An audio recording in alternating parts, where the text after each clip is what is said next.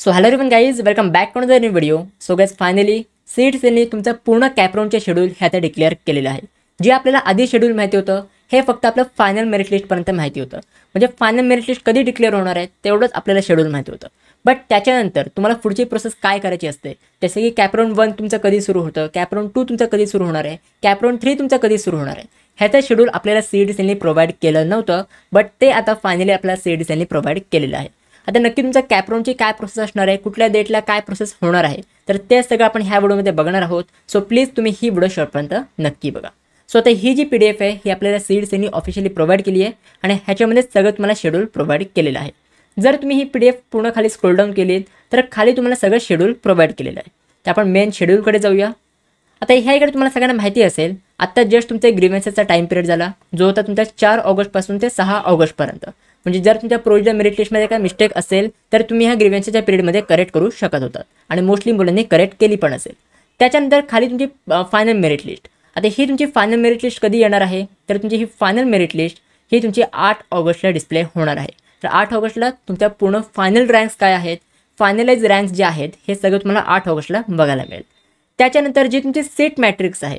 आता seat matrix म्हणजे काय, तर सीट मॅट्रिक्समध्ये कुठल्या कॉलेजमध्ये किती सीट्स व्हॅकंट आहेत, किती कॅपराउंडच्या सीट्स आहेत, किती कॅटेगरीसाठी सीट्स रिझर्वड आहेत, किती ओपन कॅटेगरीसाठी आहेत, किती OBC SC ST, परत जर तुम्ही PWD किंवा डिफेन्ससाठी अप्लाय केलं असेल तर त्यासाठी किती सीट्स व्हॅकंट आहेत, तर हे सगळं तुम्हाला ह्या सीट मॅट्रिक्समध्ये बघायला मिळतं. आता ही पण तुमची सीट मॅट्रिक्स ही तुमची 8 ऑगस्टला डिस्प्ले होणार आहे. त्याच्यानंतर जी तुमची मेन प्रोसेस सुरू होते ती आहे तुमची कॅपराउंडची प्रोसेस. या कॅपराउंडच्या प्रोसेसमध्ये तुम्हाला सगळी ऑप्शन फॉर्म फिलिंग करावी लागते, तुमचं सीट अलॉटमेंट होतं आणि त्या पर्टिक्युलर कॉलेजमध्ये जाऊन तुम्हाला ॲडमिशन घ्यावं लागतं. आता याचे नक्की डेट्स काय आहेत तर ते आपण बघूया. सगळ्यात पहिली स्टेप जी तुम्हाला करावी लागणार आहे कॅपराउंड 1साठी ती आहे online submission and confirmation of option form. तुम्हाला ऑप्शन फॉर्म भरावं लागणार आहे कॅपराउंड 1साठी. आता हा ऑप्शन फॉर्मचे डेट्स काय असणार आहेत, तर 9 ऑगस्टपासून ते 11 ऑगस्टपर्यंत हे तुम्हाला डेट्स दिलेले आहेत. म्हणजे 9 ऑगस्टला तुम्हाला हा ऑप्शन फॉर्म ओपन होईल. 9 ऑगस्टपासून तुम्ही हा ऑप्शन फॉर्म फिलअप करू शकता ते 11 ऑगस्टपर्यंत. 11 ऑगस्ट ही लास्ट डेट असणार आहे.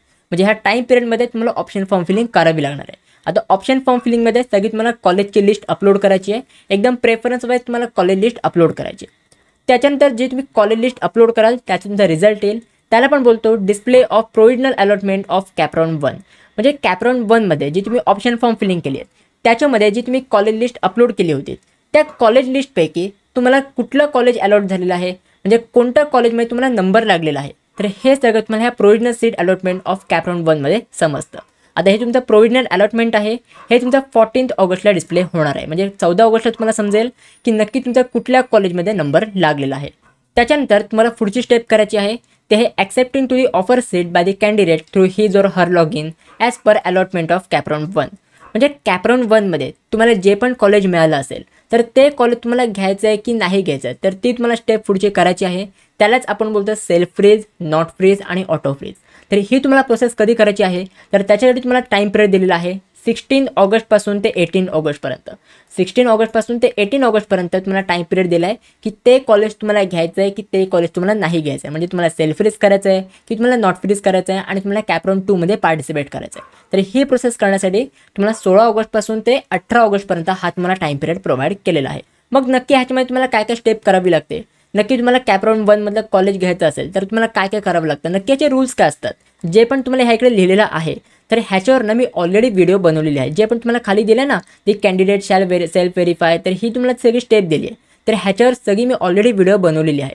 तर ती व्हिडिओ जाऊन तुम्ही नक्की चेकआउट करा. त्याच्यामध्ये एकदम डिटेलमध्ये पूर्ण स्टेप बाय स्टेप पूर्ण एक्सप्लेन केलेलं आहे. ॲक्च्युली कसं आहे की ही जी तुम्हाला थिअरी दिली आहे हे वाचून तुम्हाला लगेच समजणार नाही की तुम्हाला नक्की काय करायचं आहे. बट त्या व्हिडिओमध्ये मी तुम्हाला ब्लॉक डायग्राम सकट A to Z सगळं एक्सप्लेन केलं आहे. सो त्या व्हिडिओची लिंक मी तुम्हाला डिस्क्रिप्शन बॉक्समध्ये प्रोव्हाइड केलेली आहे. त्याच सकट मी आय बटनमध्ये सुद्धा मी तुम्हाला प्रोव्हाइड केलेली आहे. सो ती व्हिडिओ जाऊन तुम्ही नक्की चेकआउट करा. सगळं मी तुम्हाला डिस्क्रिप्शन बॉक्समध्ये त्याचे लिंक्स प्रोव्हाइड केले आहेत. ती खूप मोस्ट इम्पॉर्टंट व्हिडिओ आहे. सो त्यामुळे मी तुम्हाला रेकमेंड करतो आहे. त्याच्यानंतर एकदा तुम्ही डिसाईड केलात की ते कॉलेज तुम्हाला घ्यायचं आहे की नाही घ्यायचं आहे, म्हणजे सेल्फ फ्रीज आणि नॉट फ्रीज हे तुम्ही करून झालं. त्याच्यानंतर तुमची पुढची स्टेप येते reporting to the allotted institute and confirmation of admission by submitting required documents and payment of fee after CAP round 1. म्हणजे जर तुम्ही कॅपराउंड 1मध्ये जे पण तुम्हाला कॉलेज मिळालेलं असेल, जर त्याच कॉलेजमध्ये तुम्हाला ॲडमिशन घ्यायचं असेल तर त्या कॉलेजमध्ये जाऊन तुम्हाला त्या कॉलेजमध्ये व्हिजिट करावं लागतं आणि त्या कॉलेजमध्ये जाऊन तुम्हाला ॲडमिशन घ्यावं लागतं. त्यावेळी सगळे तुम्हाला डॉक्युमेंट्स वगैरे सबमिट करावे लागतात. तुम्हाला काय काय प्रोसेस त्यावेळी करावी लागते त्या ह्याच्यावर पण मी एक सेपरेट व्हिडिओ बनवेन. बट त्याचं मी आता टेन्शन घेऊ नका. बट जर तुम्ही कॅप्रॉन 1मध्ये जे पण तुम्हाला कॉलेज मिळालं आहे त्याच कॉलेजमध्ये जर तुम्ही ॲडमिशन घेत असाल तर तुम्हाला ही रिपोर्टिंगची स्टेप करावी लागणार आहे. आता हे रिपोर्टिंगच्या स्टेपला नक्की काय डेट दिलेली आहे तर 16 ऑगस्टपासून ते 18 ऑगस्टपर्यंत. म्हणजे जी तुम्हाला सीट ॲक्सेप्टन्ससाठी टाईम पिरियड दिलेला आहे सेम तुम्हाला रिपोर्टिंगसाठी पण टाईम पिरियड दिलेला आहे. जर तुम्ही वरचे डेट्स बघितलेत तर सेम डेट्स आहेत. 16 ऑगस्टपासून ते 18 ऑगस्टपर्यंत तुम्हाला सीट ॲक्सेप्टिंगसाठी तुम्हाला टाईम पिरियड दिलेला आहे आणि सेम टाईम पिरियड तुम्हाला रिपोर्टिंग टू दी अलॉटेड इन्स्टिट्यूटसाठी पण दिलेला आहे. म्हणजे जर तुम्ही त्या कॉलेजमध्ये सीट घेत असाल, जर तुम्ही सेल्फ व्हेरिफिकेशन करत असाल तर त्याच कॉलेजमध्ये जाऊन तुम्हाला ॲडमिशन घ्यावं लागतं. तर त्याचसाठी तुम्हाला हा टाईम पिरियड दिला आहे 16 ऑगस्टपासून ते 18 ऑगस्टपर्यंत. आता एकदा ही सगळी तुमची प्रोसेस झाली त्याच्यानंतर जी पण मुलं कॅप्रॉन 2मध्ये पार्टिसिपेट करतील म्हणजे जी पण मुलं नॉट फ्रीज करून कॅप्रॉन 2मध्ये पार्टिसिपेट करतील ते पुढच्या कॅप्रॉनसाठी एलिजिबल असणार आहेत. आता कॅप्रॉन 2साठी तुम्हाला परत एक वॅकन्सी लिस्ट मिळेल ज्याला आपण बोलतो display of provisional vacant seat for CAP round 2. म्हणजे कॅप्रॉन 1 झाल्यानंतर कुठल्या कॉलेजमध्ये किती सीट्स व्हॅकंट आहेत तर हे सगळं तुम्हाला ह्या प्रोव्हिजनल वॅकंट सीटमध्ये समजणार आहे. आणि ही प्रोव्हिजनल वॅकंट सीट तुमची 19 ऑगस्टला डिस्प्ले होणार आहे. म्हणजे ह्या दिवशी तुम्हाला समजेल 19 ऑगस्टला तुम्हाला समजेल की कॅप्रॉन 1 नंतर किती सीट्स हे व्हॅकंट राहिलेले आहेत. म्हणजे त्याच्याने आपण अंदाज लावू शकतो की ह्या कॉलेजमध्ये आपल्याला नंबर लागेल, या कॉलेजमध्ये कमी सीट्स राहिल्या आहेत की जास्त सीट्स राहिल्या आहेत. तर हे सगळं तुम्हाला ह्या वॅकन्सी लिस्टमधनं तुम्हाला समजेल. त्याच्यानंतर एकदम तुमची वॅकन्सी लिस्ट आली त्याच्यानंतर दुसऱ्याच दिवशी तुमचं online submission and confirmation of option form for CAP round 2. म्हणजे कॅप्रॉन 2साठी जो ऑप्शन फॉर्म आहे हा तुमचा सुरू होतं जेव्हा तुमची वॅकन्सी लिस्ट डिक्लेअर होईल त्याच्या दुसऱ्याच दिवशीपासून तुमचा हा ऑप्शन फॉर्म फिलिंग सुरू होते. हे ऑप्शन फॉर्म फिलिंगचा टाईम पिरियड असणार आहे 20 ऑगस्टपासून ते 22 ऑगस्टपर्यंत. म्हणजे हे तुम्हाला 3 दिवस दिलेले आहेत तुमचं ऑप्शन फॉर्म फिलअप करण्यासाठी.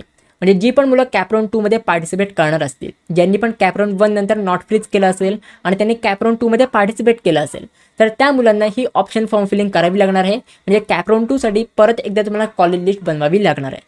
आता बऱ्याच मुलांचे ह्या इकडे प्रश्न असतो की दादा कॅप्रॉन 1 नंतर जी आपण कॉलेज लिस्ट बनवतो कॅप्रॉन 2साठी ती सेम आपल्याला कॅप्रॉन 1चीच अपलोड करावी लागते का तर असं का नाही आहे. सगळं तुम्हाला फ्रीडम दिलेलं आहे. तुम्ही पाहिजे तर कॅप्रॉन 1 सारखीच कॉलेज लिस्ट कॅप्रॉन 2मध्ये अपलोड करू शकता किंवा कॅप्रॉन 2मध्ये तुम्ही नवीन कॉलेज लिस्टसुद्धा अपलोड करू शकता. So it's all depend on you.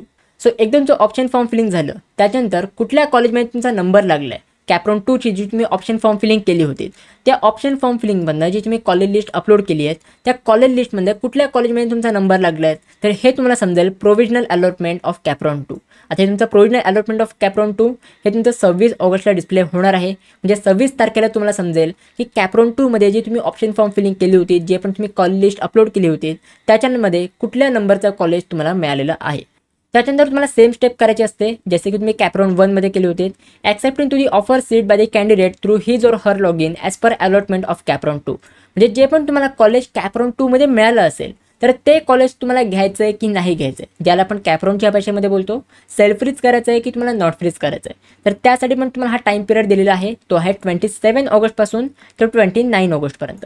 म्हणजे ह्या 3 दिवसांमध्ये तुम्ही हे ठरवू शकता की जे पण तुम्हाला कॅप्रॉन 2मध्ये कॉलेज मिळालं ते तुम्हाला घ्यायचं आहे की नाही घ्यायचं आहे. जर तुम्हाला ते कॉलेज नसेल घ्यायचं तर तुम्ही डायरेक्टली कॅप्रॉन 3मध्ये पार्टिसिपेट करू शकता. बट जर तुम्हाला ते कॉलेज घ्यायचं असेल, जर तुम्हाला सेल्फ फ्रीज करून त्या कॅप्रॉन 2मध्ये जे पण तुम्हाला कॉलेज मिळालं असेल त्याच कॉलेजमध्ये जर तुम्हाला ॲडमिशन घ्यायचं असेल तर तुम्हाला रिपोर्ट करावं लागतं त्या कॉलेजला. जी असते तुमची पुढची प्रोसेस जी आहे तुमची reporting to the allotted institute and confirmation of admission by submitting required documents and payment of fee after CAP round 2.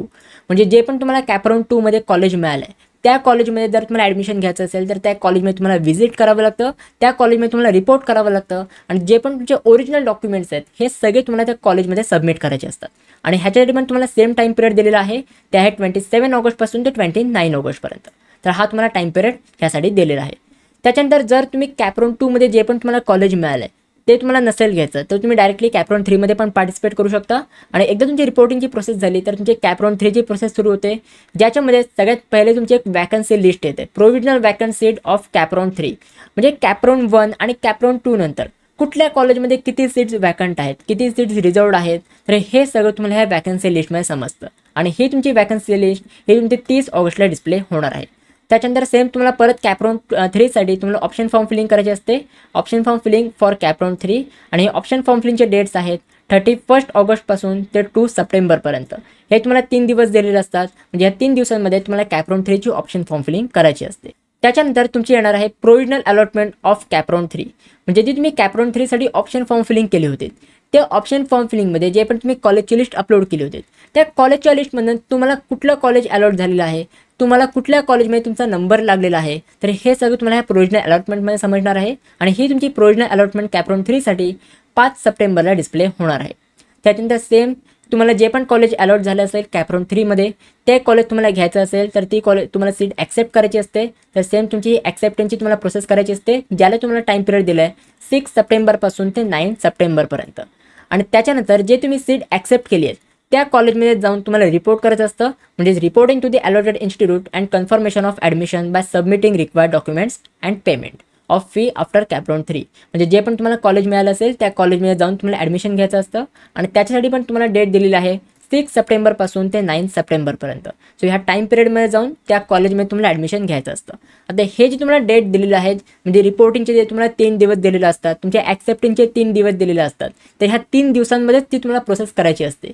जर तुम्ही त्या 3 दिवसांमध्ये त्या कॉलेजमध्ये व्हिजिट नाही केलं, तुम्ही ती सीट ॲक्सेप्ट नाही केली, तर ती तुमची सीट रिझर्व नाही राहणार, ती सीट तुमची ऑटोमॅटिकली कॅन्सल होऊन जाणार आहे। सो जे तुम्हाला हे शेड्यूल दिले आहेत हे तुम्हाला स्ट्रिक्टली फॉलो करायचं आहे आणि ह्या शेड्यूलच्या हिशोबाने सगळी तुमची कॅपराउंडची प्रोसेस ही आता पुढे सुरू असणार आहे। आता ह्याच्यामध्ये जे पण तुम्हाला प्रोसेस दिली आहे की तुम्हाला सेल्फ फ्रीज नॉट फ्रीज त्या कॉलेजमध्ये तुम्हाला रिपोर्ट करायचं असतं, तर हे सगळं ना मी ऑलरेडी त्या कॅपराउंड रूल्सच्या व्हिडिओमध्ये एक्सप्लेन केलेलं आहे। त्या व्हिडिओमध्ये एकदम डिटेलमध्ये सगळी प्रोसेस एक्सप्लेन केली आहे। सो त्यामुळे मी तुम्हाला सारखं ती व्हिडिओ रेकमेंड करतोय की जाऊन ती व्हिडिओ तुम्ही नक्की चेकआउट करा। त्या व्हिडिओची लिंक मी तुम्हाला डिस्क्रिप्शन बॉक्समध्ये प्रोव्हाइड केलेली आहे। आता हे सगळे तुमची कॅपराउंड 3ची तुमची प्रोसेस झाली। त्याच्यानंतर सिम्पली सीट्स यांनी सांगितलं आहे की जे पण तुमचे वॅकंट सीट राहिलेले असतील, जे पण कॉलेजमध्ये वॅकंट सीट राहिलेले असतील, तर हे सगळे तुम्ही तुमच्या लेवलवर तुम्ही ॲडमिशन घेऊ शकता, म्हणजे ह्याच्यामध्ये तुमचे स्पॉट राऊंडची प्रोसेस सुरू होते। सो एकदम तुमचं कॅपराउंड 3 झालं 9 सप्टेंबरला, त्याच्यानंतर काही कॉलेजेसमध्ये तुमच्या स्पॉट राऊंडची प्रोसेस हे सुरू असणार आहे। आता हे स्पॉट राऊंडची प्रोसेस कुठल्या कॉलेजमध्ये सुरू झाली आहे, कुठल्या कॉलेजमध्ये सुरू नाही झाली आहे, हे सगळं तुम्हाला कॉलेजच्या वेबसाईटवर व्हिजिट करूनच माहिती करून घ्यावं लागतं। सो जर काही इन्फॉर्मेशन आली तर नक्की मी तुम्हाला प्रोव्हाइड करेन स्पॉट राऊंडच्या बद्दल, आणि स्पॉट राऊंड नेमकं काय असतं तर ह्याच्यावर पण मी तुम्हाला व्हिडिओ प्रोव्हाइड करेन जेव्हा ॲक्च्युअल टाईम येईल। आता बघा, आता तुमचा कॅपराउंडचा टाईम पिरियड सुरू आहे, तर त्यामुळे सगळी मी तुम्हाला कॅपराउंडबद्दल इन्फॉर्मेशन देतोय। मध्येच मी तुम्हाला डिस्ट्रॅक्ट नाही करत की स्पॉट राऊंड काय असतं, हे मी तुम्हाला मध्येच सांगून डिस्ट्रॅक्ट नाही करणार, कारण की जर मी स्पॉट राऊंडमध्ये मध्येच सांगितलं तर बरीच मुलं डिस्ट्रॅक्ट होतील की त्याचा स्पॉट राऊंड सुरू झाला आहे का, स्पॉट राऊंडमध्ये हे असं करू शकतो का। सो त्यामुळे जेव्हा टाईम येतो त्या टायमाला मी व्हिडिओ अपलोड करतो। सो त्यामुळे अजिबात तुम्ही टेन्शन घेऊ नका, सगळे व्हिडिओज मी तुम्हाला प्रोव्हाइड करणार आहे। स्पॉट राऊंडचे सुद्धा मी व्हिडिओज प्रोव्हाइड करणार आहे। कॅपराउंड 1 मध्ये तुम्हाला ऑप्शन फॉर्म फिलिंग कशी करायची आहे सगळे ट्युटोरियल व्हिडिओज मी तुम्हाला प्रोव्हाइड करणार आहे। सो त्यामुळे तुम्हाला अजिबात टेन्शन नाही घ्यायचं आहे, फक्त माझ्या चॅनलसोबत कनेक्टेड राहा, सबस्क्राईब करून ठेवा। So guys that's it for video. कशी वाटली तुम्हाला ही व्हिडिओ, आवडली असेल तर नक्की लाईक करा, शेअर करा, सबस्क्राईब करा। भेटूया मग पुढच्या व्हिडिओमध्ये, तोपर्यंत बाय बाय, सी या अँड